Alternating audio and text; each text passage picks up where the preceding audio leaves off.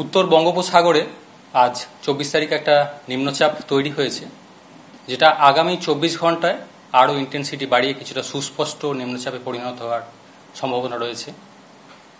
প্রত্যাশিত গতির অভিমুখ পশ্চিম উত্তর পশ্চিমের দিকে, অর্থাৎ দক্ষিণবঙ্গ এবং উত্তর উড়িষ্যার দিকে আগামী দুদিনে। এর প্রভাবে দক্ষিণবঙ্গের জেলাগুলিতে 24 থেকে 25 তারিখের মধ্যে দু এক জায়গায় ভারী থেকে অতি ভারী বৃষ্টিপাতের সম্ভাবনা থাকছে। বিশেষ করে 24 তারিখে যদি বলা হয়, উপকূলের কাছাকাছি জেলাগুলো যেমন উত্তর দক্ষিণ 24 পরগনা, পূর্ব পশ্চিম মেদিনীপুর, এই জেলাগুলো দু এক জায়গায় ভারী থেকে অতি ভারী বৃষ্টিপাতের সম্ভাবনা থাকছে। দক্ষিণবঙ্গের অন্যান্য জেলাগুলোতেও 24 তারিখে দু এক জায়গায় ভারী বৃষ্টির সম্ভাবনা থাকছে। বৃষ্টিপাত 25 তারিখে গিয়ে আরও বাড়বে। বিশেষ করে পশ্চিম মেদিনীপুর, বাঁকুড়া, এই জেলাগুলোয় ভারী থেকে অতি ভারী বৃষ্টি বা দু এক জায়গায় অত্যন্ত ভারী বৃষ্টি, অর্থাৎ 20 সেন্টিমিটারের অধিক বৃষ্টিপাতের সম্ভাবনা। পার্শ্ববর্তী যে জেলাগুলো রয়েছে যেমন পুরুলিয়া, ঝাড়গ্রাম, পূর্ব মেদিনীপুর, হুগলি, সেই সাথে দক্ষিণ 24 পরগনা, এই জেলাগুলোতেও বৃষ্টিপাত যথেষ্ট বেশি থাকার সম্ভাবনা। দু এক জায়গায় ভারী থেকে অতি ভারী বৃষ্টির সম্ভাবনা থাকছে এই জেলাগুলো 25 তারিখে। দক্ষিণবঙ্গের অন্যান্য জেলাগুলোতেও 25 তারিখে দু এক জায়গায় ভারী বৃষ্টির সম্ভাবনা থাকছে।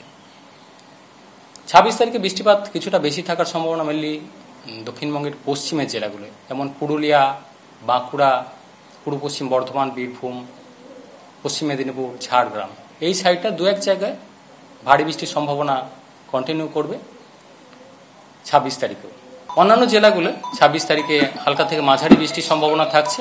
27 তারিখে কিছুটা বেশি থাকবে দক্ষিণবঙ্গের উপকূলের কাছাকাছি জেলাগুলো যেমন উত্তর দক্ষিণ 24 পরগনা, পূর্ব মেদিনীপুর, সেই সাথে পূর্ব প্রান্তের জেলাগুলো দু এক জায়গায় ভারী বৃষ্টির সম্ভাবনা কন্টিনিউ করছে 27 তারিখেও। অর্থাৎ বৃষ্টিপাত খুব একটা কমছে না এখনই, বরং 28 থেকে 29 তারিখে গিয়ে বৃষ্টিপাত আরেকটু আবার বাড়ার সম্ভাবনা থাকছে।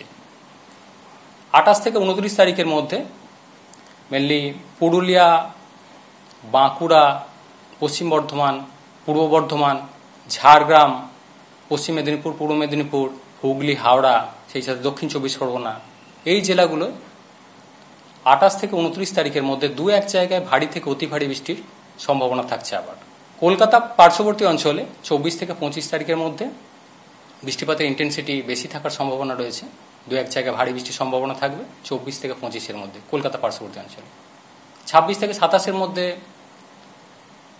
প্রধানত মাঝারি ধরনের বৃষ্টিপাতের সম্ভাবনা থাকছে কলকাতা পার্শ্ববর্তী অঞ্চলে। 28 থেকে 29 তারিখও বৃষ্টিপাত আবার একটু বাড়বে, তবে মাঝারি ধরনের বৃষ্টি কন্টিনিউ করার সম্ভাবনা কলকাতা পার্শ্ববর্তী অঞ্চলে। মৎস্যজীবীদের জন্য 24 থেকে 28 তারিখ দমকা হাওয়া থাকার কারণে সমুদ্রে যেতে নিষেধ করা হয়েছে। উত্তরবঙ্গের ক্ষেত্রে মেনলি 24 তারিখে কিছুটা বেশি থাকার সম্ভাবনা থাকছে মালদা এবং 2 দিনাজপুর, এই জেলাগুলো দু এক জায়গায় ভারী বৃষ্টির সম্ভাবনা 24 তারিখে। উত্তরবঙ্গের উত্তরের জেলাগুলো কিছুটা বৃষ্টিপাত বাড়ার সম্ভাবনা রয়েছে 25 থেকে 27-এর মধ্যে, বিশেষ করে দার্জিলিং, কালিম্পং, জলপাইগুড়ি, এই জেলাগুলো 25 থেকে 27 তারিখের মধ্যে দু এক জায়গায় ভারী বৃষ্টির সম্ভাবনা। অন্যান্য জেলাগুলো হালকা থেকে মাঝারি বৃষ্টির সম্ভাবনা থাকছে।